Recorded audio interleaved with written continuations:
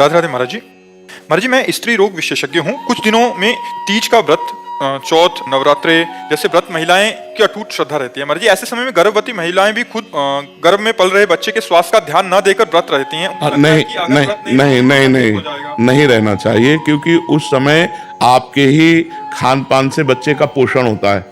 जब गर्भस्थ शिशु होता है वो माँ के ही खान पान व्यवहार से पोषित होता है। तो अगर आप व्रत रहेंगी तो उसको पोषण तत्व नहीं मिलेंगे। जो गर्भस्थ शिशु को है उसे पोषण तत्व ना मिलने के कारण उसमें बीमारियां आ सकती हैं, कमजोरी आ सकती है और अधिक पीड़ा उसको होगी, क्योंकि पोषण तत्व माँ से ही मिलते हैं। तो हमारी समस्त माताओं से प्रार्थना है कि जब गर्भ हो तो सबसे बड़ा व्रत आपका है उस गर्भस्थ शिशु का पोषण करके उसका जब जन्म दे दें और वो हमारे राष्ट्र के काम आवे, हमारे देश की सेवा करने लायक बने, तो ये बहुत बड़ा व्रत हो गया। तो उस समय हमें लगता है कि जैसे निर्जला व्रत है या इस तरह के व्रतों का अनुष्ठान न करें, क्योंकि वो गर्भस्थ शिशु का पोषण माँ के ही खान पान से होता है। अच्छे सात्विक पदार्थ पावे और सात्विक वातावरण प्रकट करे, भगवत कथा सुने, ऐसे बाहरी तो करे लेकिन व्रत आदि न रहे। मुझे जैसा लगता है, क्योंकि हमने शास्त्रों में जो पढ़ा है कि माँ के ही द्वारा गर्भस्थ शिशु का पोषण होता है।